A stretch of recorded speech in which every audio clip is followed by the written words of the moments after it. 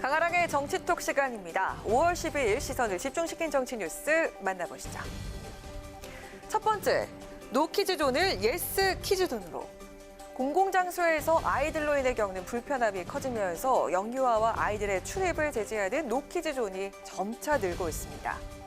국회 본회의장 역시 의원과 국무총리, 국무위원과 의안 심의에 필요한 사람을 제외하고는 원칙적으로 들어갈 수 없다는 국회법에 따라서 영아의 출입이 엄격하게 금지돼 왔는데요.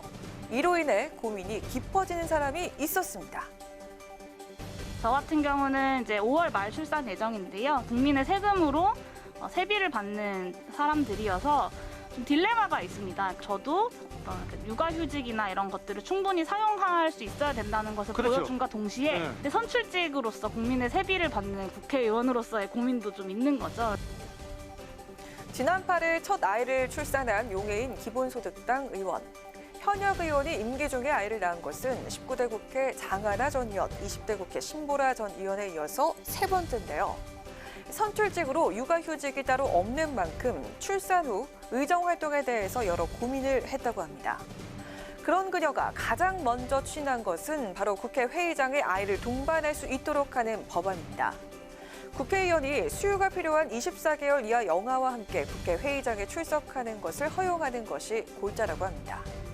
해외의 경우에는 국회 회의장에 이처럼 아기와 함께 출석을 하는 것이 낯선 풍경은 아닌데요. 유럽 의회와 호주, 뉴질랜드, 미국 등 해외에서는 국회 회의장에는 자녀의 출입이 허용될 뿐더러 모유 수유 또한 가능하다고 합니다. 용 의원은 아이와 함께 회의장에 출석하는 건 전 세계적인 흐름이라면서 국회 회의장 아이 동반법을 계기로 의원 및 의원 보좌진, 국회 노동자의 임신, 육아, 출산 등 재생산권이 더욱더 널리 보장되길 바란다고 목소리를 높였습니다. 지난 20대 국회에서도 이와 비슷한 법안이 발의가 됐지만 결국 임기 종료로 자동 폐기된 바 있습니다. 사회적으로 저출산에 대한 우려가 높고 육아에 대한 사회적 지원이 절실한 지금 국회는 노키즈존에서 예스 키즈존으로 변화할 수 있을까요? 이어서 오늘의 두 번째 정치톡입니다. 빠르면 유구, 늦으면 수입산. 국민의힘 당권에 도전한 인물이죠. 이준석 전 최고위원. 특유의 화법으로 연일 존재감을 드러내고 있습니다. 오늘은 윤석열 전 총장의 국민의힘 합류가 빠르면 빠를수록 좋다는 점을 강조하면서 소고기를 예로 들어 눈길을 끌었습니다.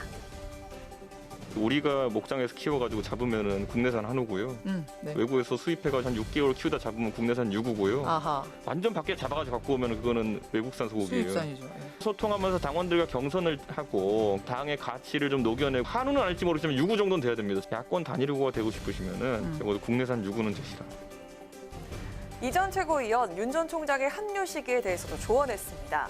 차기 대선까지 국민의힘 버스가 두 번 선다.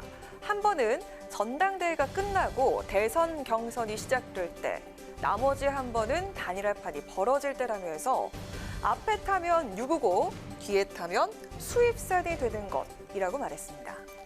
한편 윤 전 총장과 파평 윤 씨 종친이기도 한 윤여준 전 환경부 장관은 지금 국민의힘에 들어가면 큰 손해라고 전망했는데요. 양대 정당에 대한 국민적 실망이 이 정도 같으면 제3지대가 열릴 가능성이 충분하다며 제3지대 창당설에 힘을 실었습니다. 정당을 만드는 방법도 있을 것이고 요새 흔히 말하는 소위 플랫폼 형태의 세력을 만들 수도 있을 것이고 예. 지금은 과거와 또 하나 전혀 다른 게 이 SNS라는 수단이 생겼잖아요. 윤석열 총장의 경우에도 예. 이 SNS라는 무기든 수단이라 이걸 효율적으로 사용하면 예. 전국 조직을 가진 정당을 만드는데 그렇게 시간 오래 안 걸릴 거예요.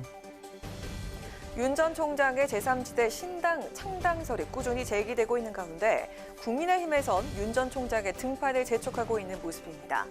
2달 넘게 저울질을 이어가고 있는 윤 전 총장. 국민의힘과 제3지대 창당이라는 두 갈래 길에서 과연 어떤 선택을 하게 될까요? 지금까지 강하랑의 정치톡이었습니다.